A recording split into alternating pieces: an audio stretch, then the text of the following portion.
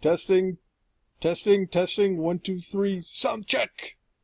Houston! Is anybody from Cleveland? Check. All right. Before, I think I'm laughing too hard because all the sound bars were flattened out. But I don't want to change any settings because I screw something else up. Anyway, so this picture, this was from, I was offshore for Hurricane Alicia. And that was summer of '84. And this is John's girlfriend, Joan. I think her name was, I'm pretty sure it was Joni. And this is how knuckleheads deal with disaster. So we were off, not John, but I was offshore, and Hurricane Alicia was forming in the Gulf right overhead. I mean, I could see it in the horizon. You know, all the regular imagery is overhead. I had underhead vision of this hurricane coming through. So they had to evacuate the Gulf. Actually, this is probably a whole other story that so they had to evacuate the Gulf. And the thing is, I was an engineer in that part. I was during the, I don't remember what it was part of, but we weren't part of the evacuation. I think I was doing an installation on a design headquarter framing thing. And so they were evacuating the platform, and we were on East Cameron 321A, which is the same field where the new platform went in that I was looking over. And we might have been, oh, you know what? We were doing a survey, probably. That's why I'd be out there for that. And so the hurricane's coming in, they have to do, we get transferred from the workboat over to the platform. And East Cameron 321A was this old rickety drilling and production platform. And man, when waves hit it, the whole thing would kind of shake. You know, probably a 10-foot wave would kind of, you'd feel it. Not that we saw 10-foot waves a whole lot, but when it got rolling a little bit, so we got offshore, we got unloaded onto East Cameron 321A. And then the helicopters start coming out to pick up the personnel. The thing is, engineers are considered excessive personnel, especially the ones that were planned to be out there until the last minute. So all these guys are evacuating, and then it starts getting hairy out. You know, the weather starts really turning down. And, you know, before it was still light out, but you could see it in the horizon, kind of like that storm coming up the highway. I don't want to, well, real quick. That was, you know, hurricane in the horizon when we got up. And then by the time it was like, man, we really need to go because, you know, horizon is here and the storm's getting like this and it's getting dark out and it's like, okay.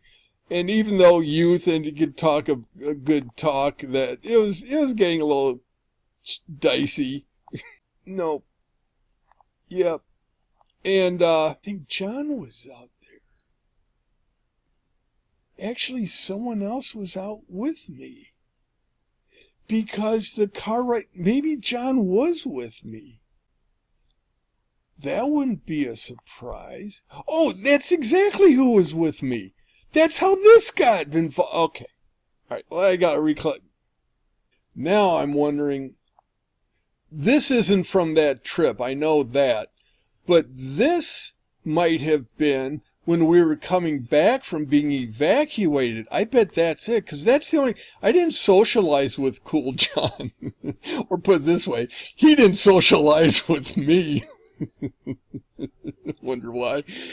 But, so we were offshore during that hurricane, and that's how I ended up back at their place, because they just said, come on over if there's a hurricane. And that's what this ended up being, was when we got stuck out there, we were excessive personnel. Well, when we got on the helicopter, and I'd show it, but you can imagine it. Oh, it's so silly, but it's the way I do things. So if this is the helicopter skid, I don't know if that's what they call it, skids, and this is the top of the helideck. When we finally they said your helicopter's here, and I think maybe like one or two at the most stayed on the platform.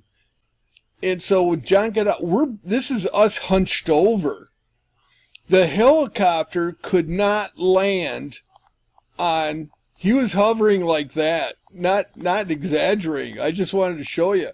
It's going up and down, and we're walking across hunched over, and if you turned the wrong way, it was, at that point, I'm skip ahead, we finally jumped on. We got jumped on, and John got on, and then we take off. All right, hold on. There's got to be a smoother way to do this. So we got on, and I'm behind the co-pilot, or the pilot, on the left-hand side. It's a Sikorsky 16, and so it's packed. And there's a big guy sitting next to me, and he's kind of like, no, I'm not moving.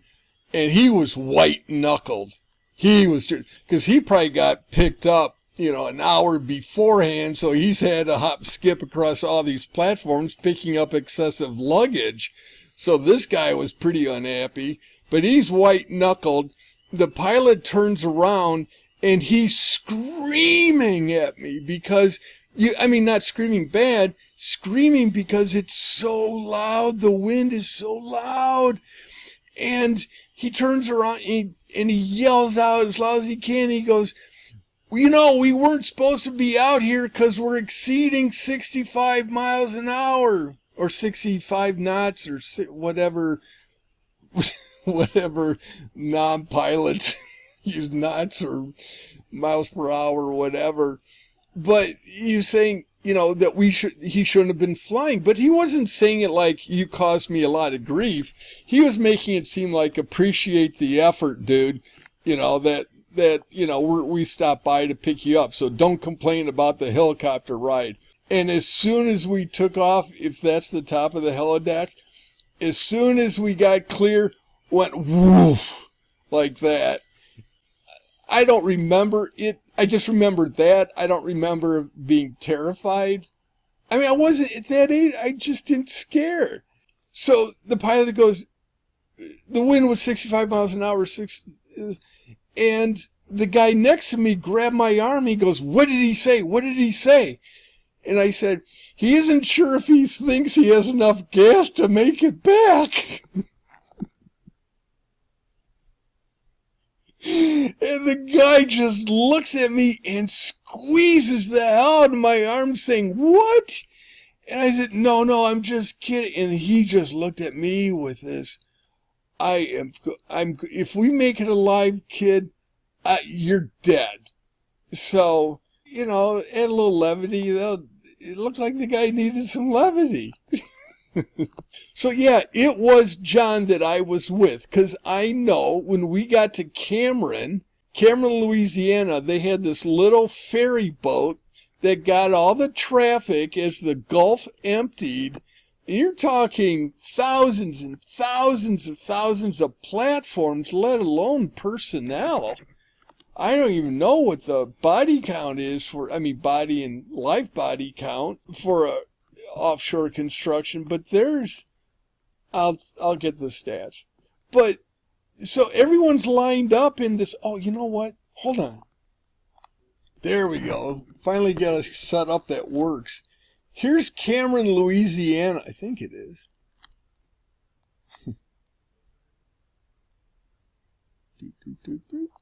Yeah, there's 10. Yeah. So there's Houston. And I think we flew into Venice. You don't need, it's not real important to the story. But while I'm here, so we were probably around here, I think. Well, we were in Louisiana, so we have been here.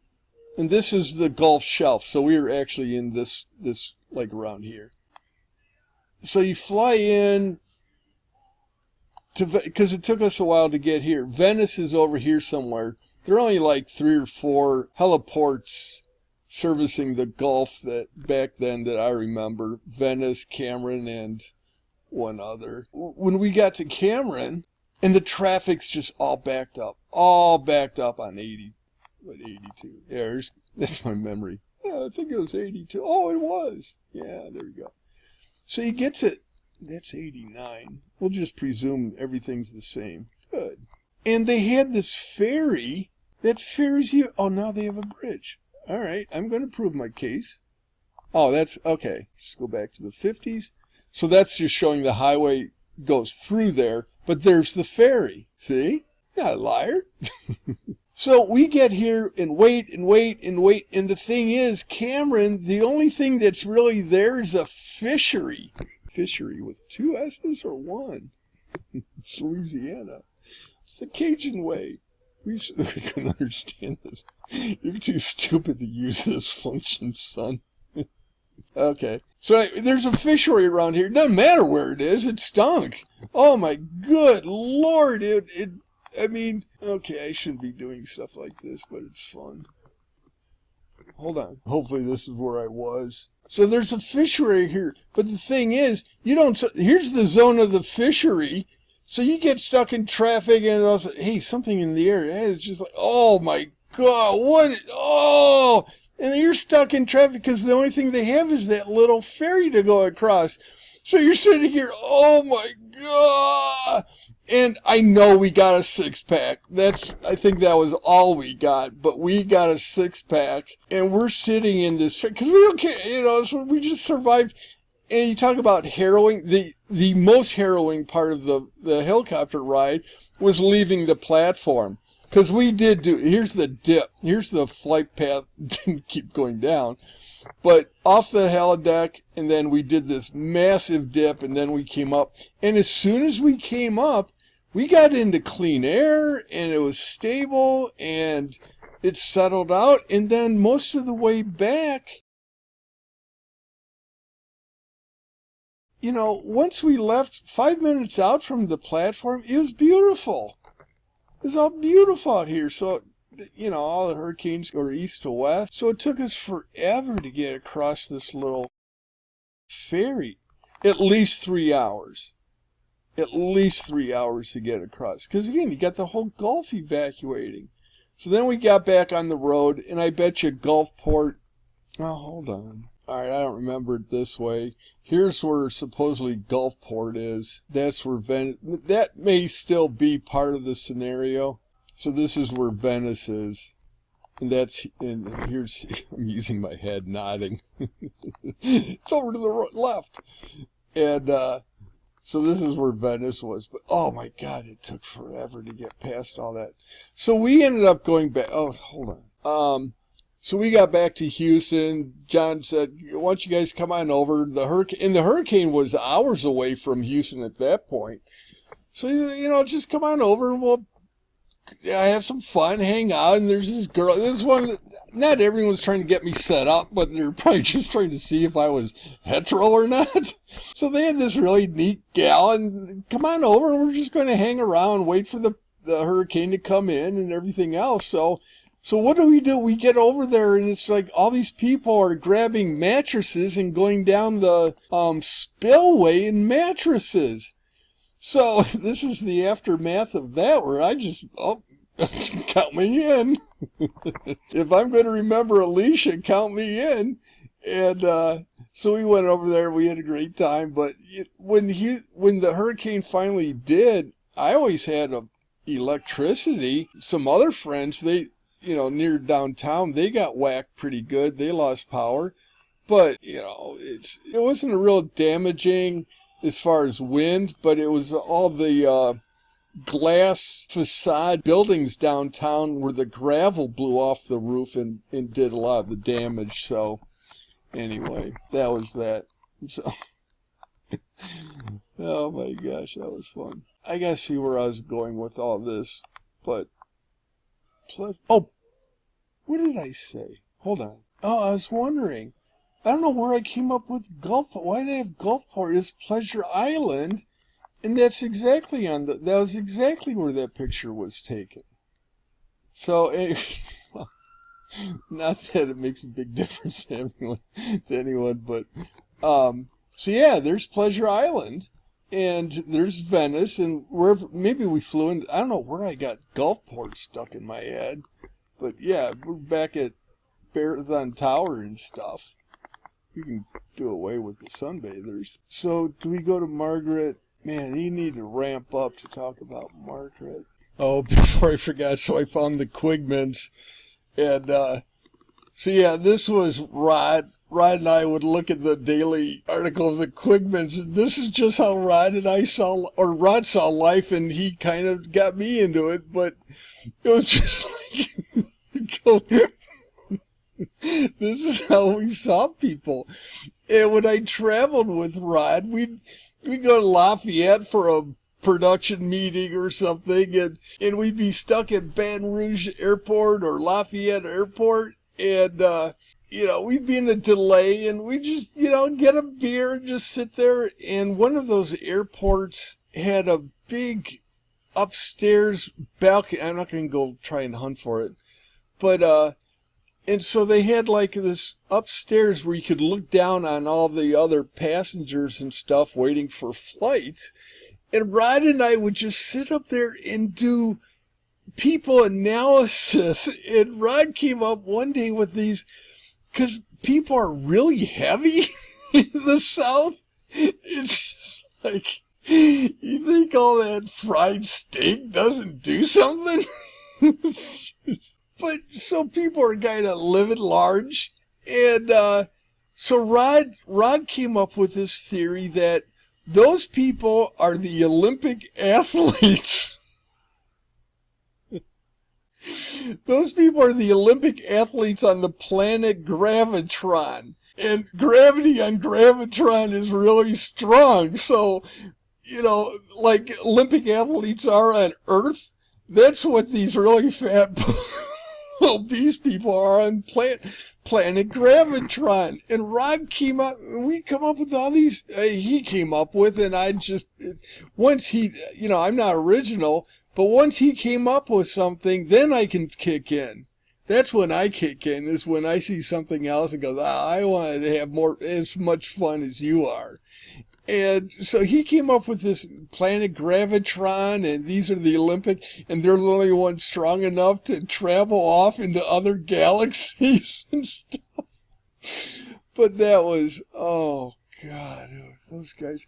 And just so I'm doing my due diligence to try and find that cover of Bay Bear, and this is Google cover Sail magazine October '88. So let's just give you a spin sheet and clipper and maybe one.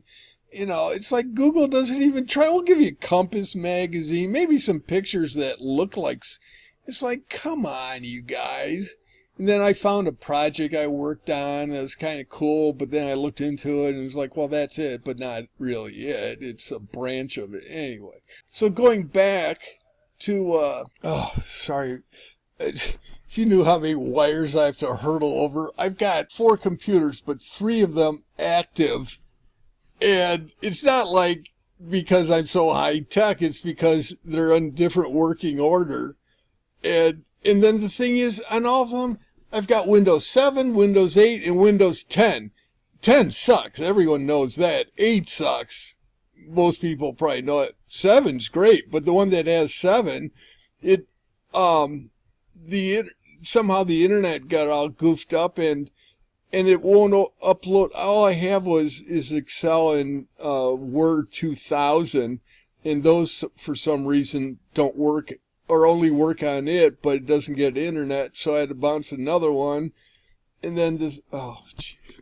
Anyway, and I'm so much of a gazelle as it is. So, getting into Margaret, and I probably have to take some more medication if we're, no. So we're back at the marathon stuff. Margaret, the only picture, bam! There's Margaret. Sorry, that was probably mean. So that's Margaret. Margaret was the secretary. I'm just going to leave it up and see if I get through this. Margaret was the secretary that from when before air conditioning in parking lots. Or my brain's going way too fast right now. Margaret was a secretary at Marathon back before air conditioning made it to the 60s. God, that could have been a good line, but anyway, and so I wish I could prove that's him. Oh my God, I want to send it to him and say, hey Jim, can you help me out? I didn't have a maroon tie. Jim would say, I never did. But I'm going to leave it up because I want to see if I can get through this. So Margaret, the only word I ever used to describe Margaret. See, now I'm unleashing all these synapses about thinking her at this crawfish boil. She had this fishnet stockings. She had this really loose sweater, that's got like a netting almost, and she's just diving into all these crawfish, and she had you got your crawfish by coffee cans. And so she just go up and get a big coffee can full of crawfish, come back, sit at the picnic table, and then all these little bits of crawfish were stuck in her sweater. And we're just like, we'd have, you could eat a bucket or a can of crawfish, no problem, but she kept getting up, going over, getting another bucket, and sitting down. Meanwhile, you've got another armada of fish going on. See, that's what's happening. I have to take an anti-Margaret pill because all these memories are flooding back. Oh my. But the only way I could describe her was she was hoary. And no, Hoary, and I'll stick it, and that's the only way, because that's her demeanor. She just didn't hate life. She hated your life. She hated life so much. So you get a little gregarious guy coming along, and then you've got, hold on, and then these are the people that are in your office. I don't know what's wrong with that picture. That's she ruined the film. No, that's mean. But if this is what's going around your office, people, young people, old people, having fun and stuff, and the story was that she lived in not World War II. She just didn't live in France. She was so German, she lived in occupied France. And not only did she have one marriage, she was married twice. And no, I mean, okay, I'm not going to joke about kids and stuff. I don't think she had kids, and there's probably there's a reason people get like that. But I'm going to be not nice for a little bit for how unnice she was, to be unnice to reciprocate that, and then I'll be back to the way I should be and am. She just hated anyone having a good time around the office or anywhere, and no one could figure out why. She was a horrible secretary. When we had to give out bids, when we gave out the rejection on bids, I wrote a rejection letter saying, thank you for posting your bid with the platform B, and Marathon regrets to let you know that you didn't win the award and stuff. She took those letters, and instead of "you did not get the contract," she put in "you got the contract."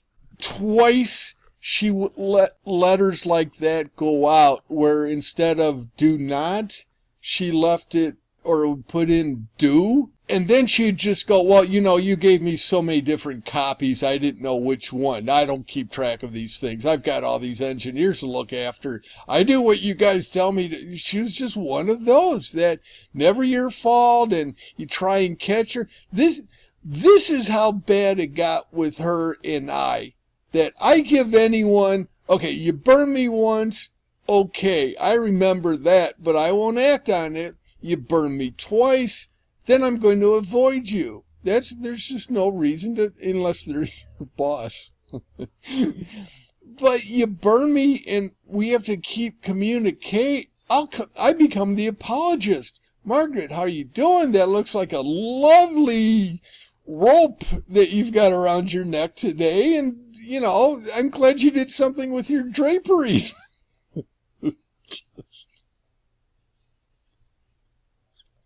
And those safety goggles you got are good.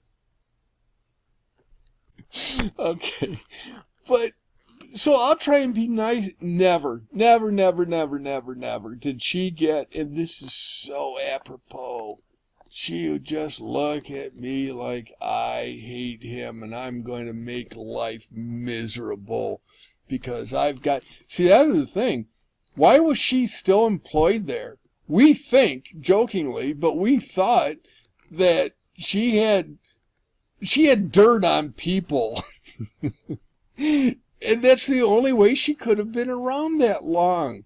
I don't know if her and Jake at a Christmas party got nuts or something, or, a little bit too much eggnog. I don't know. But there was no justification why this woman was there that long. And this is how I not retaliated, but I show my love. For Secretary's Day, they went around and, oh, it's Secretary's Day. Thank you, Hallmark, you knuckleheads. But it's like Secretary's Day, chip in because we're collecting money for Irma? Oh, sure, here's $20. What? No. Yeah, we gotta be nice. And it's like, okay. So I put in $5.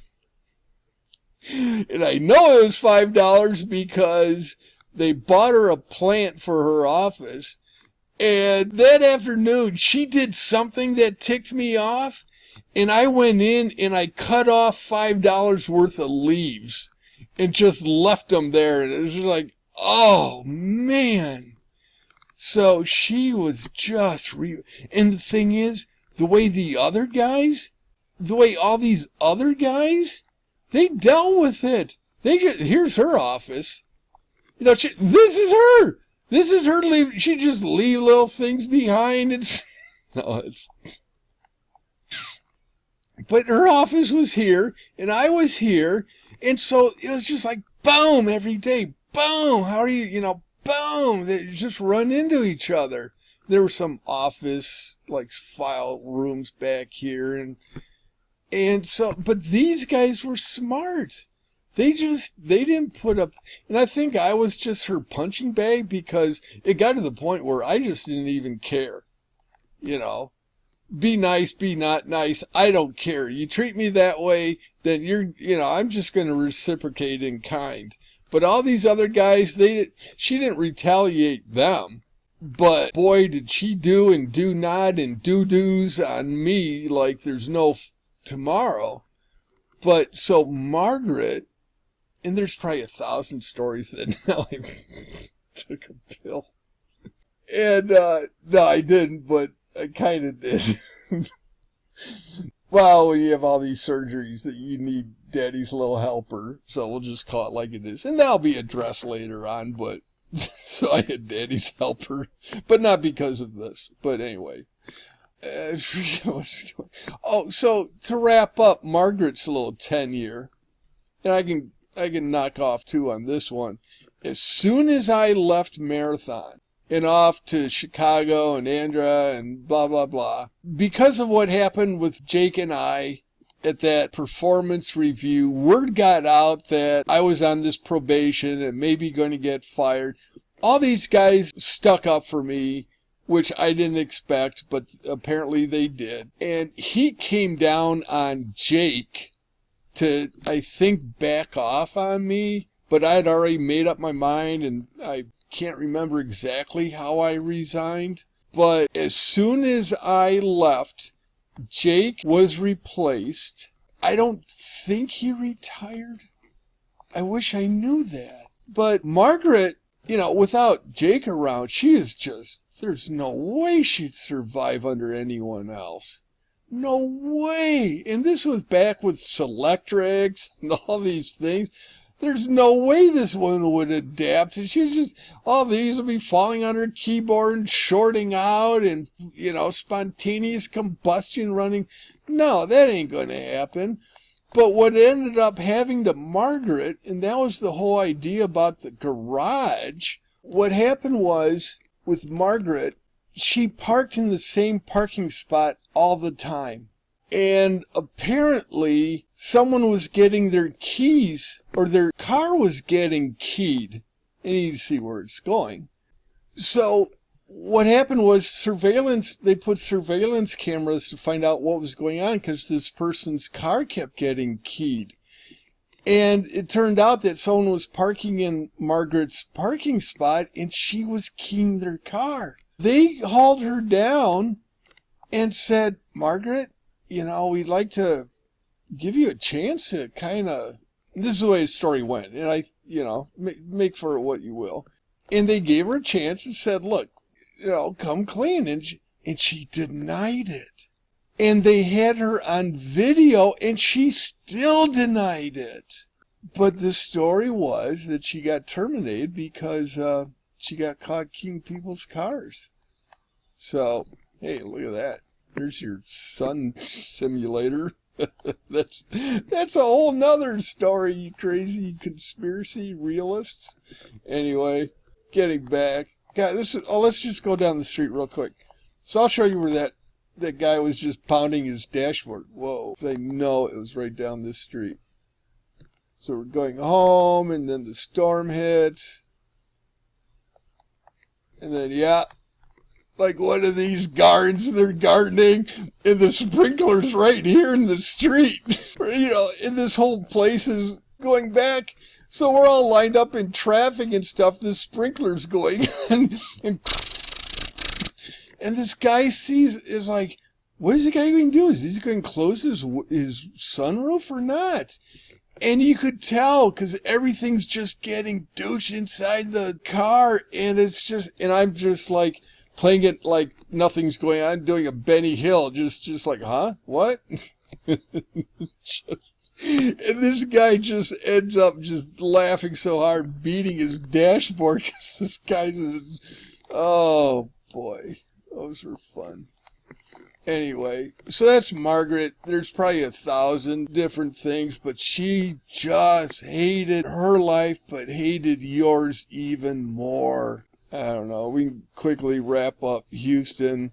That after Meadow Glen, the second apartment, moved down the street. Oh, that's why I put this in. There's a reason for everything. I just have to remember what it is. Got like a draggy finger or something. Lazy eye. I got a lazy finger that drags too much. So there's the beach party place, and what happened was when things were going south at Marathon, I decided, and this was before I got project engineer, that I wanted to go back to grad school, or that was my out, to make a clean break.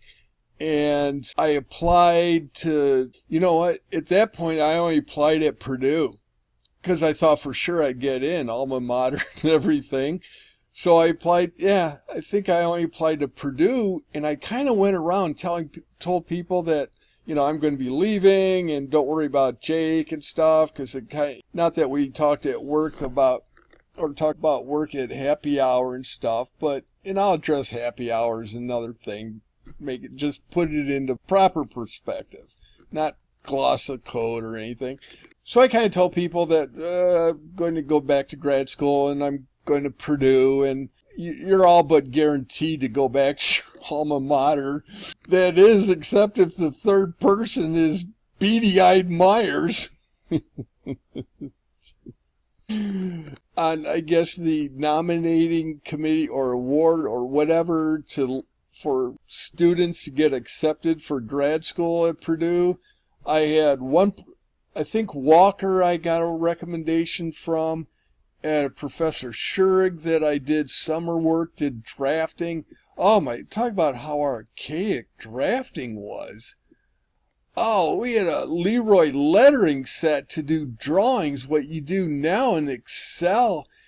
I got a job for $5 an hour, call it, doing these ink drawings on vellum. Oh my God, for grad school thesis papers. Oh my God, the 80s. So I applied to Purdue, and Professor Walker, yeah. Professor Schurig, yeah. Professor Myers, nuh-uh. And the little story there was, I had one exam. He was senior, one of the high level, 500 level structural engineering courses with matrix analysis and all this stuff. And I had one exam, and I'll get into how I used to try and not get away. I just lived off partial credit because, again, I know it's easy to say, but I knew the material, but I didn't know it. For 60 minutes, my brain just shorted out. And on this one exam, I had a legitimate beef. Beef meaning I usually had right time, and I'll show that, but I didn't have the question in the test, and I got 0 for this one page. And the long story short was, I knew how to do that type of problem, right, left, upside down, crossways, and I went to Myers, and he goes, all right, I'll give you this chance, just this once, and he's nice for doing that. But he goes, well, I gotta give you a different problem. And he came up with, you have simple support and cantilevers and all these different joint constraints and fixed. He gave me a fixed joint, double jointed, unhinged, rolling pin thing. And this 4x4 matrix analysis, there's a 4x4 equation that goes along with it. I told him, I know this so much you don't even need to give me that you gave all those other knuckleheads during the regular 60 minutes. You gave them that formula. You don't need to give that to me, 1 over L squared and 4 and well, it's stuck. And so he goes, all right, I'll take you up on your word. And so he didn't give me that and gave me this way more, complex during the exam times 1. He gave me a complex times 2.5. 2.3 to 2.5 more complex. And I aced it. And he just took exception to that because we didn't have any personal beefs. He just didn't, they're just professors that don't like certain students, and I know I'm that guy. I mean, my senior picture, I was the only guy in the graduating senior year. I know I have it, but I don't know where it is, and I don't want to hunt for it. But I was the only guy that didn't have a tie on for senior class of 82, Purdue Civil Engineering. I'm the only guy without a tie. And I guess that just stuck. But so the reason I ended up moving was I got my bluff called where I gave them happy notice that I was leaving. And they, well, we enjoyed you while you were here. You were a fun guy, and we can't wait till they get the damage report. And literally you could run your hand across the carpet, even though it's somewhat recently, within months after I moved out, you couldn't vacuum till the end of time and you get the vac. Anyway, in fact, I probably did. That's how luck is with me, is where I expect doom It was probably like, well, thank you, Mr. Stasko. We'd like to get you a free month at your new place. Can we? That's how life works out for me. I don't know. I expect the worst, and all of a sudden, boom. You know, I'll tell you about 30 hours in Cook County Jail that turned out to be completely different than I thought. Well, actually, it didn't. But it did and it didn't. Not, oh, my gosh. That's a whole nother story. But anyway, so I ended up having to move into here, and it was a 6-month lease. It was on the 3rd floor, and the only thing, well, hold on. It's like